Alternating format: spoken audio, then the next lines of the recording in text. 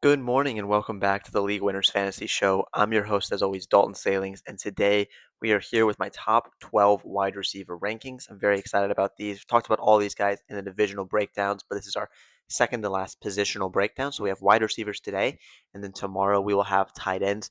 Not a lot of news to cover today. Training camp is really getting underway. We're seeing some positive reports on different guys, but nothing to really break on here just yet. So I'll keep you posted as more things come into fruition. But with that being said, I'm going to go ahead and dive right into the wide receivers, starting as always with my wide receiver one, which is going to be Jamar Chase, the Cincinnati Bengals. Talked about it way back in the AFC North episode.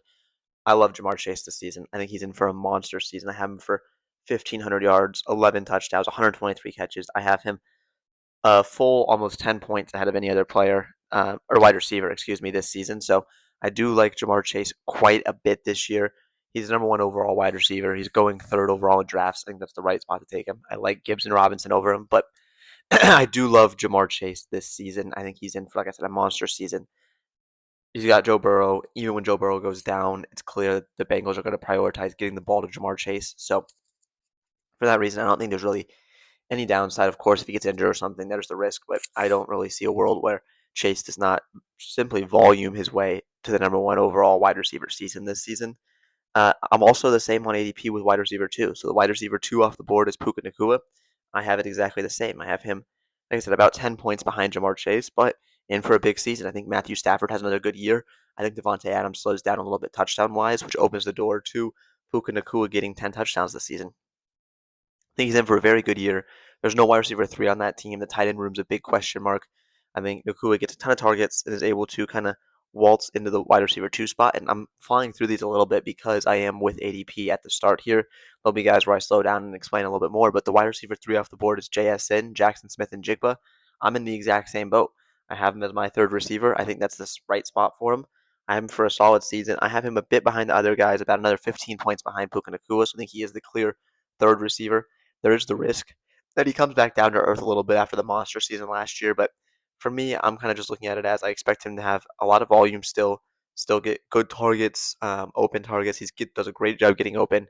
I expect those two things together to really allow him to have a good season. I have his touchdown numbers coming down a little bit, his catch percentage coming down a little bit, and I have him just a little bit less yards per catch than Puka Nacua. So that's kind of the biggest difference between those guys. But my top three, I'm with ADP. I like all three of those guys. If you want to take Jason over Puka, I would disagree, but I don't hate you doing it.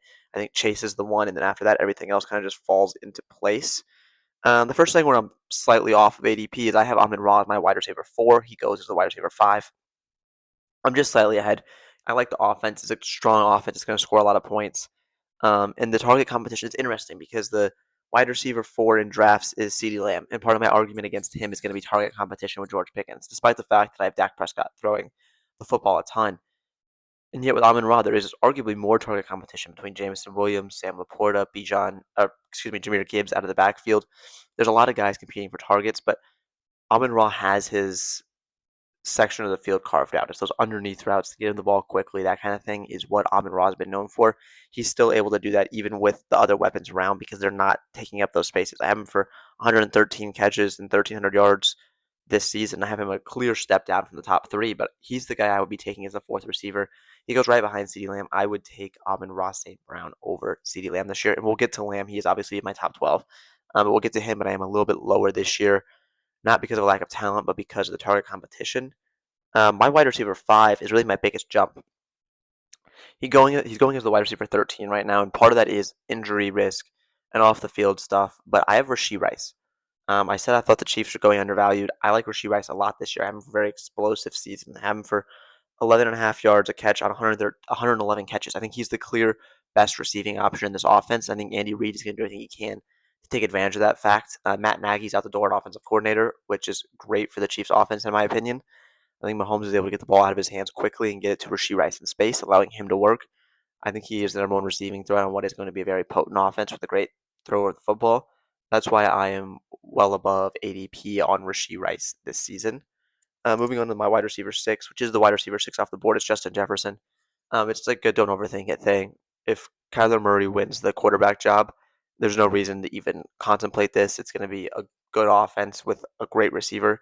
If JJ McCarthy were to win, and my worry is they will turn to JJ McCarthy at some point during the season, it does scare me a little bit because he's not very good in my opinion, and that will kind of hold back Justin Jefferson a little bit. That's the only reason he's not probably up to the 5 spot. But I do think he's going to finish right around the wide receiver 6. I think you're kind of getting what you draft with Justin Jefferson. We know the talent's there. We do know quarterback play can hold him back, but I'm of the opinion he's going to finish right around wide receiver 6, which is where he's being drafted. It's a safe pick. He's going to be wide receiver 1. I view it as one of the safer picks without as much upside or as low a floor. Excuse me. Next up, we had Nico Collins. He's my wide receiver 7. He goes as the wide receiver 9 off the board. I like him a little bit more than some of the guys going right around him, just because I think that there isn't very much target competition. I expect a bounce back from CJ Stroud, what I talked about in the AFC South video. I expect him to bounce back, and I think that that's going to be a very positive thing for Nico Collins. I think that bounce back is going to play to his benefit, and so with that, Nico Collins will be able to. I mean, he's been a good producer. He's able to just continue doing that with a larger target share from a more accurate quarterback. I think that's going to help him quite a bit this year and allow him to slightly over deliver on ADP. I do think he does finish right around the wide receiver 7. I don't see a world where he's a top 5 receiver. Once again, you can make the argument of, oh, I want to draft a guy with a higher ceiling. That's fair. I think Nico Collins is like Justin Jefferson, a safer play without as much ceiling. A guy that does have a lot of ceiling. Really, these next two guys, my wide receiver 8 is going to be CeeDee Lamb. So that's where I have Lamb. I have him at the 8. So that's 4 spots behind where he's being drafted. I do have some shares of him. I think he's a very explosive, talented player, and I want to have shares of that. But it does scare me the risk of, okay, is George Pickens for real going to kind of do his work? Is it going to be weeks where you're just kicking yourself that CeeDee Lamb is not getting the looks you want him to get because of the fact that George Pickens is there? We talked about it with Aiden on the NFC East episode. That's a risk you got to be willing to take if you take CeeDee Lamb. I just don't like doing that with my potentially first round pick. I don't love saying, man, there's going to be weeks where I just don't want to play this guy, or I wish I didn't play him. I don't want that with my first round pick, and that's kind of where I'm at with CeeDee Lamb. That's why I'm a little bit more out on Lamb than most people are.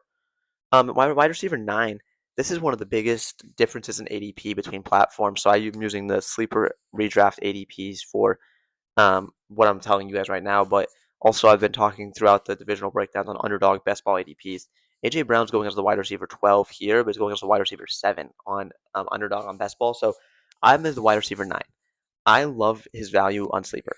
This is once again something you need to look at when you're looking at where you're drafting, is where your players going in this area. I love his value on sleeper. I think he's going to outperform wide receiver 12 in this New England offense, but I don't think he's going to perform wide receiver 7 on underdog. So this is a know where you're drafting type of player. It's a great reminder of that right here. I like AJ Brown as the wide receiver 12. I think that he has a very high ceiling in this Patriots offense, and I would be more than happy to draft him as my wide receiver. The wide receiver 12, you could very easily argue that could be your second wide receiver. I would love to stack Ja'Marr Chase with AJ Brown. It's a beautiful thing, even especially if I can get him in like the 3rd round. That's an incredible thing. If you give me my second or third wide receiver, that's what I want to see. Like I said, on underdog, he's going a little bit more rich, but on sleeper in redraft formats right now, he is not matching where I think he should be, and for that reason, I'm all in on him in redraft right now. The wide receiver 14 is my wide receiver 10, and that's T. Higgins. You listen to my AFC North episode, I rave about the Bengals offense. I have 2 of the receivers in the top 10. For me, I see both of them being top 10 receivers. I think they can together. It's kind of this is what's really interesting about my view of the Bengals and the Cowboys, and we'll get to the Cowboys' second receiver in just a moment. But I think both can be productive. But for the Bengals, it's more of, okay, the number one guy is clear. It is Ja'Marr Chase. There are going to be weeks, once again, where T. Higgins, you're kicking yourself like, man, he did nothing today. Chase had a huge game. There's not going to be weeks where you're kicking yourself because Chase didn't get at least 6 catches. And so that's kind of the difference between those two receiving rooms for me. But I do still like T. Higgins a lot. I think he's a very talented wide receiver, and I think he is going to still get his production, especially if Joe Burrow is healthy. They're going to throw this football a ton. And I mentioned the number 2 receiver on the Cowboys. That's my wide receiver 11, George Pickens. He's going as the wide receiver 10. So there's 2 within the top 10 in drafts right now for the Cowboys. Pickens is the same thing as T. Higgins for me. I don't mind it because I'm getting him a little bit later. I can afford that. Okay, I'm going to take him, and if he doesn't have a great week, that's fine. I have another pass catcher ahead of him, or I have 2 strong running backs, that type of thing, to where there's more of that balance. Whether it's with CeeDee Lamb, if he does have a down week, you're kind of screwed because that was your first round pick. So that is what worries me. I do like Pickens more, and I don't like T. Higgins more than Ja'Marr Chase, but it is a more fair draft price for both of those twos. I think those are 2 guys who could be top 12 receivers as the number 2 in their offense, and you're not having to pay as much, which is very important. I think that's why I like T. Higgins more as well, as he does go a little bit cheaper than George Pickens does, but both are great receiving options. Both are great threats. To close out my top 12 is the wide receiver 7 in drafts is Drake London. I like Drake London. I'm in on Drake London. I'm out on the quarterback situation. in Atlanta. That is what worries me. Is going to be the quarterbacks. Who's going to be throwing him the football? How's he going to get the ball? Is it going to come from different guys? And is it going to be a priority to get him the ball? Is there going to be a priority within this offense of get Drake London the ball? He's the second best weapon on the team behind Bijan Robinson. There's also Kyle Pitts to get involved. There's the rookie Zachariah Branch. There's a lot of questions with this Atlanta offense, and that's why I have Drake London a little bit lower. It's not an anti-Drake London take. I think in a perfect situation, he could be a top 5 wide receiver, but in the situation he's in, I just don't see a great path, or it's one that scares me at the very least. And so that's why I am out on him a little bit compared to lots of the other guys in the top 12. I'm a little bit lower. I don't hate taking him. He's got good upside, but the situation does scare me a little bit. To talk about the two guys that I have off on the rankings, I'm going to go in backwards order. So I have my wide receiver 11 in drafts and the wide receiver 8 in drafts are both not in my top 12. I'm going to start with the wide receiver 11. That's Chris Olave. It's the quarterback situation. If you watch my NFC South breakdown, Tyler Shuck worries me. I'm not all in on him, and that just makes me out on Olave. It's not a super complicated thing, and I'm not going to over-explain it. It's pretty simple. I don't know that Tyler Shuck can get the touchdowns that you need to have a great Chris Olave season. Because of that, I'm not going to be drafting him in the top 12 because I don't see the path to him being a top 12 wide receiver. The other one is the wide receiver 8, and that's Malik Nabers. Now, I promised in the running back episode a little bit deeper of a breakdown here, so that's how I'm going to close this, is with a deeper Malik Nabers breakdown. I have him at wide receiver 23. I'm back to projecting him for 17 games. He's not on the pup to start camp. He could still miss time, but at the moment it's trending towards him being available, and so that's how I'm projecting it. Excuse me, but I just think he is going to be losing a step, a little bit of explosiveness. I have his targets for just 105. It's a little bit down from what it would be. I have his touchdowns at 9. That's about right because I think as the season goes along, if he plays all the games, he'll get healthy and get touchdowns down the stretch. It just comes down to, okay, let me break it down this way. Do you feel comfortable not needing Malik Nabers? At the wide receiver 8, I don't feel comfortable. That's a very expensive draft price. I don't feel comfortable drafting a top 12 wide receiver that I might be sitting on my bench for 3 weeks. Now, you can argue that you're going to have him the rest of the year. He's going to be explosive, that his ADP should be even higher than this if he was healthy. That's a fair argument. And I do have some shares of him in best ball. The shares I've gotten of him are two types. One is before we saw videos of him moving and we learned really just how bad this injury might be, and we learned about the second procedure. So super early drafts. The second one is in smaller leagues, smaller teams. Did a 16 best ball draft and ended up with Malik Nabers as my wide receiver 3 with good running backs around him. So in that situation where it's a smaller league, okay, I need to find some sort of edge. Don't mind that in the slightest. But in a league where you're saying, okay, this is going to be my wide receiver 1, this is going to be my wide receiver 2, it just worries me so much. And that's why I'm not drafting him as ADP. If he were still going in the 4th round, like let's say in redraft he's going in the 4th round, I would feel a lot more comfortable taking him now. I feel more comfortable taking him in redraft than I do in best ball. In redraft, I can trust myself to be able to fill in the gaps and then pick up people off waivers that can capitalize while Nabers is out. Whereas in best ball, you're just hoping you hit those picks and your guys end up being the ones. That's what scares me. I don't mind Nabers in redraft, but just for me, that price is just too expensive. If he's sliding and he ends up outside the top 12, that's where I can make the argument of, okay, I'm going to pull the trigger on this guy. But inside the top 12 at wide receiver 8, to me, just doesn't make sense. And I think his ADP is only going to rise as we get closer to the season, as more reports come out in camp about his timeline.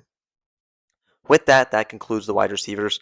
Like I said, tomorrow we'll have tight ends, and then there'll be a little bit of a break before we come back with something I'm very passionate about. I'm going to put out an episode on, so keep an eye out for that in the coming week. But tomorrow we'll have tight ends and close out our divisional or our positional rankings.